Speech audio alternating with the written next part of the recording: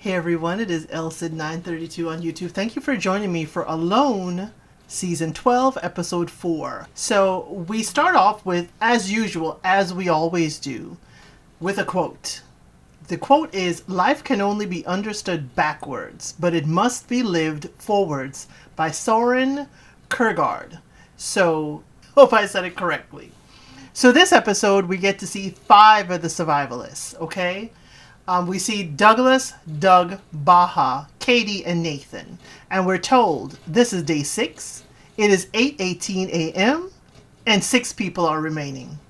If you are enjoying these videos with me, please make sure that you do like, share, and you are subscribed to the channel. I try to make sure that these recaps always come on at Saturday at 10 a.m. on this channel.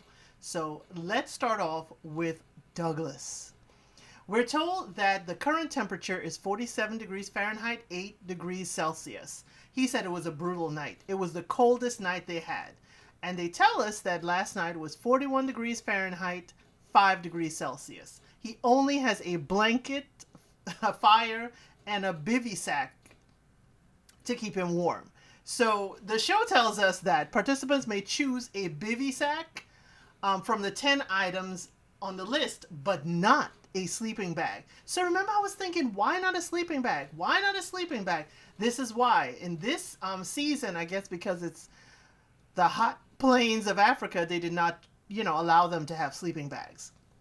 He says he wants to work on the shelter to, maintain his warmth throughout the night if it's starting to get cold. And he tells us his survival philosophy is if you plan on doing the days ahead stuff, the hourly stuff can end you. Day stuff is water, week stuff is food, and hours is body temperature. So he said his shelter is his priority. And he says in books they say use grasses as thatch. Now he realizes that his area ain't got the grasses that they done told him about. So he had to use a different kind of grass for his thatching. So we're told that thatching is the process of layering grass or vegetation to repel water and to provide insulation. As he said, not a lot of grass in the area, so he's using bulrush. Bulrush, we're told, is a tall grass-like plant that is common around streams and lakes. He said the grass will protect him from wind and rain, but it's the dry season. We're told that South Africa has a dry season during winter from May to August, which is different here. Because I'm in the U.S. and our winters, of course, we kind of start, November maybe, but all the way definitely January, February are our coldest months. South Africa has been his dream since he was a kid. He says his parents had a cabin out in the woods and he was a feral child. He would walk for miles and miles and be out in the woods and his parents wouldn't even know where he is. He said that was his life. At 11:15 a.m., he said there's where his cabin is right now. I shouldn't say cabin. I should say his shelter. Because I will put up the photos for you. You can see where he pulled the grass and he starts thatching. And then you'll see where he ends at the end of the day with his thatching. Now, I don't know about you, but I don't see anything other than the wind protecting him with the way that he puts stuff up. But you let me know down in the comments. Do you think the thatching that he has done for the day is going to protect him from anything other than wind? Next up, we find out it is day 6. It is 12:07 p.m. and we go to Doug. Doug is boiling water for today. He's singing the best part of waking up is Buffalo Thorn in your cup. Now, if you know the coffee commercial, you know exactly how he's doing it. So we're told he's making a tea of buffalo thorn leaves, a shrub used in South Africa for medicines and rituals. So he's taking the stitching off of his belt to use as a fishing line. And I was like, oh, that's interesting. But he made a lure, y'all. And I will have the photo for you. And this lure looks pretty good, I have to say. My son does fish. I bought him lures before. And, he knows people who makes lures. But this lure looked pretty good. Dougie did a good job. As I said, I'll have a photo for you. And if you look at the photo, the white, he says, is made of his underwear tag that he kind of made into a fringe. The feather is a feather that he found around his camp, and the red is red stitching from his belt.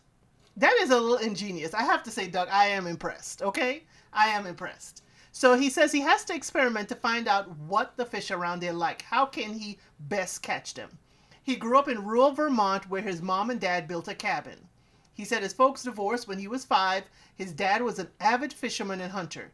He said it was hard to communicate with his dad. He said he really didn't know. It's kind of like his father had like a, the way he described it, his father had like a stoic face all the time. He didn't know if he was doing things well. He didn't know if he made his father proud. He just didn't know. It didn't give him insight as to whether he's doing good or not. He said that relationship with his dad makes him have the desire to prove that he is worthy. And he is driven by showing he's worthy. Like, look what I can do. And I could totally understand where he's coming from. So he pulls the line, y'all, and he has a fish. He's like, oh, buddy, we gonna eat. But it fell back into the water. Dang it, is what he says. And every season, if y'all have watched Alone, you know, somebody's pulling in the fish a little too hard on the banks, and the fish is kind of flapping around to try to get away. And guess what? It gets away. I'm like, okay, we cannot have a gill net in this area because South Africa, in the Karoo Desert, they do not allow gill nets. You have to have lines in the water that you manage. But can't we build a net to kind of scoop the fish? Because we know the fish escape. I was frustrated for him. He says he's trying all types of fishing just to try to get to know them. So he walks around and he's digging for scorpions. Scorpions can be found under rocks, logs, and rubble. Now he puts his knife, he finds, you know, a hole where a scorpion kind of ran into. So he puts his knife like 1 inch along that scorpion, like hole route. And when the scorpion comes out, he holds it down with a stick and he cuts off the stinger. He gives it a quick end and you'll see the photo of the scorpion that he caught. He said he plans on roasting the scorpion. Okay, the fish didn't work, let's eat something else. Doug, we're told, has been eating sorrel, purslane, khaki bush, buffalo thorn leaves, and prickly pear. And I'm like, if he's been eating this for these few days, how come he hasn't been affected? You know, we've had Jit, and we also had Will, who, like, right after they had the prickly pears, they had to, you know, leave the entire season. They had to, you know, one was tapped out and one was medically evacuated. So I'd like to see Doug actually, how he cleans and preps this, that it's not making him ill. So he said he has a scorpion kebab. He said when his dad was into something, he was really goal focused and he was really into it. It, you know, made him learn, though, to be very self-critical. But out here in Africa, he realized it's okay not being perfect. It's okay to see things differently. Doug said, hey, this scorpion gonna taste burnt because he burnt the heck out of it. So at 3:18 p.m., he heats up the scorpion. He said, yeah, it tastes burnt, but it's good. We're told that scorpions are arachnids with a flavor and texture like soft shell crab. So Doug tells us, hey, it's a thumbs up for scorpion. Now, y'all, I've had scorpion only like at a festival where there's like wild meat and different types of meat. I'm sure that wild caught scorpion is going to be a little bit different, as they say wild caught salmon is. So, hey, I'm a trust Doug with his thumbs up, even though it's burnt. Well done. Good for you, Doug. Next up, we hear it's day 6, 3:37 p.m., and we go to Baja's place. Now, it seems to me they're going from one person to the other like I do in the previous recaps, which is awesome for me because I don't have to jump around too much. Only one time did they jump back to someone. Well, I really appreciate this with the crew. So as I said, it's day 6, 3:37 p.m. We're at Baja's place, and he says he needs to move his shelter because the riverbed is creeping up to his camp. And remember, y'all, he made his shelter very light, very mobile. He said he did this so he doesn't need to disassemble it. He just picked up his teepee. It's a teepee style tent. He picked it up and he moved it. But then he got to gather more firewood. And he said he does not have ferro rod, you know, but so he has to keep his fire going. He says water is priority and he has to drink 4 to 5 liters a day. And we hear that dehydration can cause the risk of overheating. Now, remember, I was looking at that whole ferro rod thing. Not picking a ferro rod. He said next he has to find something to eat. Hunting is not going well. So he's seen tracks, but he hasn't seen anything. And he said no ferro rod was a bad strategy. We're told that the fire smoke can disrupt animal movement patterns, making them unpredictable to track. So I'm guessing they're telling us that, hey, the one reason he may not be seeing these animals is because his smoke from his fire could be causing them to avoid the area, which is very interesting because we think about downwind for their scent, their body aroma since they're new to the area, but I really didn't think of downwind for the smoke from their fire. So he said he's trying fishing, but there's, no fishing kit as one of his 10 items. So I'm like, Baja, you're making some really bad decisions. First, no ferro rod, and then you didn't pick the fishing kit. So he says he has some bank line and he will need hooks. So apparently he found some wire when he was roaming around his area. And we're told participants can gather and use anything they find on the land or water. So he heats up the wire and he makes a hook. So he does find something, luckily, so he can go fishing. We're told that Baja is using a beetle and a centipede for bait. Is that a poisonous centipede? I'd like to have seen that centipede. My thing is, Baja, you ain't filming enough or editing, you ain't showing us all that Baja's doing, because I would love to see that centipede before he put it in the water. He said not a long line because the fish come close to the shore. At 8:19 p.m., he does not feel accomplished for the day. He said he's hungry. He's asking for either fish tonight or an animal tomorrow. He's just putting it out into the universe. And I'm like, why don't you just fish at night, Baja? I mean, why don't you just fish at night? So he hears something. He hears something by the water. He catches a fish. Now, I'm going to show you all a photo. It's a sharp-toothed catfish. It's 30 inches long, and we're told that 4-pound catfish will give him 1,700 calories. So he really should fish at night. Every one of them should fish at night. He said he will eat the head first because it's hard to preserve. And the show tells us that the fish head meat is harder to preserve because of the high moisture and fat content that speeds up the spoilage. And that makes sense. It'll be harder to dry out because, of course, you have the inside pieces of a head. I can't really say it for YouTube purposes. I'm like, he can't go to sleep tonight because he got to clean that. He got to start preserving it. So should he be on a nocturnal thing? Should he be nocturnal to survive? Because that's what it's giving me. Because at night he is finding a lot more success. He just said he didn't feel accomplished for the day, but he just caught the fish. He has to clean it. He has to prep it. He has to preserve it. He has to eat. So you might as well just live nocturnally. What are your thoughts in the comments? That's just my thought. So he said he's been outdoors as a child, that city life is very stressful. He eats the fish head soup straight from the pot, yo. I know, Baja. I can imagine you're that hungry. He said he realized he needed to live away from a city. He does not want a legacy connected to the chains of city life, which he says is just working to pay bills. He did bring salt, and he said that salt makes his soup taste way better. And this fish gives him hope for his longer stay. So y'all, Baja caught a fish. He's eating. He's doing well. Next up, we see it's day 7, 11:05 a.m. And we see Katie. Katie's eating prickly pears, y'all. I'm like, here's another one eating the prickly pears, and she ain't been sick. So she sees 9 waterbuck in the distance. And we're told that waterbuck are large antelopes that can be in a herd of 30. She said she's staying far away. She's trying to figure out their routine so she can ambush them. And ambushing is where, you pick a hiding spot and you wait for the game to come within range. But one thing I noticed with Katie, and I forgot to take a picture. Katie, it's day 7, girl, and you looking like day 1. You look freshly washed. Your hair looks together and sparkling and clean. Katie is just thriving out here. It is day 7. I expect you to look a little hazard, at least a little bit. But Katie is just living well. She says she's fishing in the rocky area because the catfish seems to like it. And we're told that catfish like rocky areas because crabs and other prey live there. Her last fish was caught, remember, on day 1. And y'all, we are on day 7. Katie ain't had catfish for 6 days. Oh my gosh. Now, we're told it's her son Hunter's 12th birthday today. So she's hoping that maybe he can give her luck in fishing because apparently he is the whiz in fishing out of her 2 children. She said she did home births for both of her children. Her relationship with her partner, though, came to an end right before the show.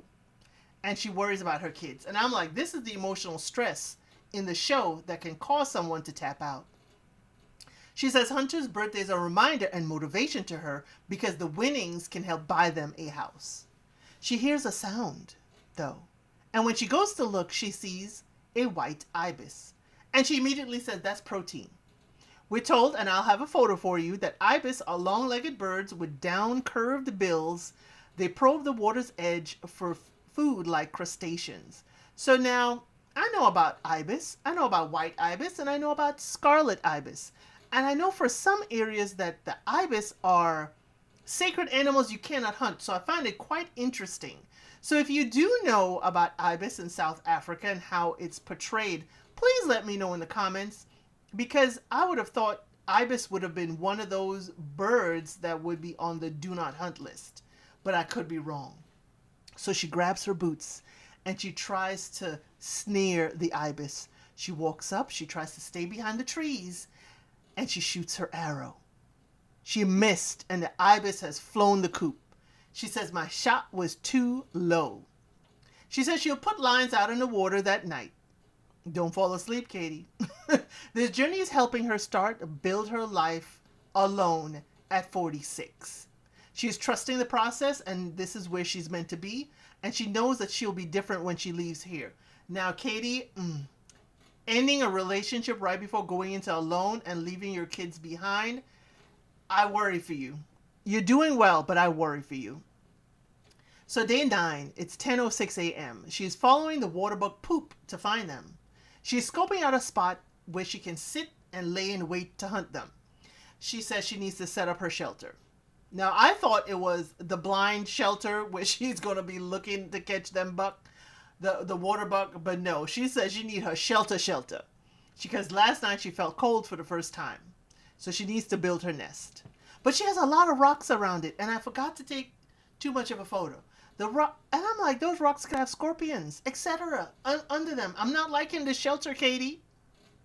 She uses acacia bark rope to tie the frame of her dwelling. So she's taking sapling and she's arching them together and tying them at the top.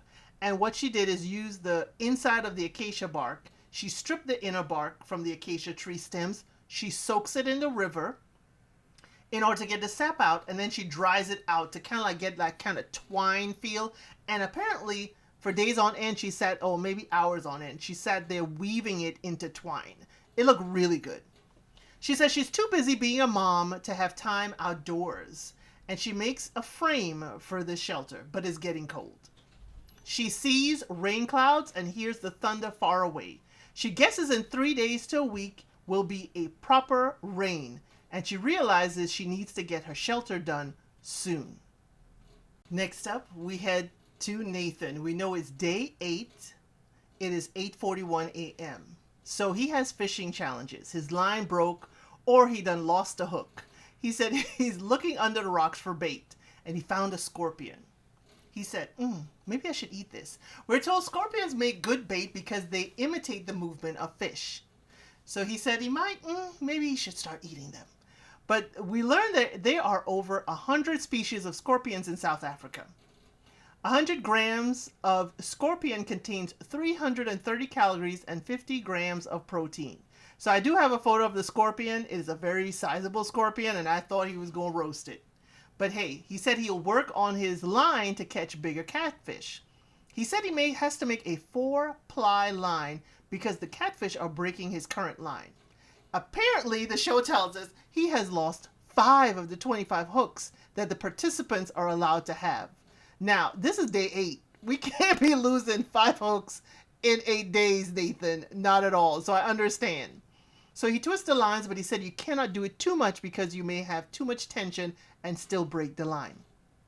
He appreciates all the survival skills his father taught him, and he finishes making his 120-pound line and puts on his largest hook to see if he can haul in the big catfish finally. So day 8 is day 8 still, and now it is 3:37 p.m. So we went from 8:41 a.m. till 3:37 p.m. So most of the day, I guess, he was getting this line together. So he saw a mouse running close to camp and decides to make a trap for it. They say millions of years ago, the Karo Desert was covered with inland sea. He makes a figure 4 trap. Now, the reason why I say about that inland sea is because the rock that he uses as the fall for his figure 4 trap is part of the kind of rocks around the area that tells you it was under the sea at some point. I wonder if Doug would have liked it, since he does know about the rocks and stuff. So catfish has a keen sense of smell, and the fresh bait of the mouse will attract them. He says he will use rubber gloves in the morning to put the figure 4 trap on, because he doesn't want to leave his scent on the trap and distract the mouse away from it. We're told that participants are given rubber gloves in their emergency kit. Now, Nathan, we cannot be using our emergency supplies. I hope you'll reuse these gloves. Don't use fresh gloves and then have no gloves for when it's a true emergency. So he checks the fishing line. He feels a sense of awareness that his father is in the game with him. Y'all, he caught a big catfish. And he said he will use this catfish to catch more fish too. Y'all, I put a photo of the large catfish that he did catch. I cannot show you pictures of where he kind of prepares it, but we know that at 4:13 p.m. he is smashing the head of that for pieces to go fishing. I can't show that on YouTube. So he started off at 3:37, and already we see at 4:13 he's got that catfish. That's a good little bit of short amount of time to catch a catfish. So we're told that catfish head is 25% of the fish's weight and is rich in calcium. Then I'm like, Nathan, should we really be using all of the head? Really? Because he smashed it up good, y'all. He got really in there. But I cannot show you the remnants of it for YouTube rules. He said, as part of his study of agriculture, he went to Turkey and learned farming. He also went to Romania. But then he got distracted and he opened up a software company with his brothers. He said all of his free time, though, is spent in the wilderness. At 6:27 p.m., he is eating his catfish. And he's eating it with Himalayan salt. We're told that Himalayan salt contains potassium, calcium, and magnesium. Now, everybody else took regular table salt, y'all. He decided on a rock of Himalayan salt. So he just rubbed against it and kind of carved out with his knife a bit of the salt off from the rock. So do you think that was a good idea, not using table salt, but bringing the Himalayan rock salt? It certainly looked like more than the a third of a cup that everybody else got to take. So he said the liver, heart, and brain are what make up the soup. And I was like, okay, Nathan. He said roasting it makes you lose some of the oil in the fish. Now, what if I roasted over a pan to catch that oil, Nathan? I may have to do that.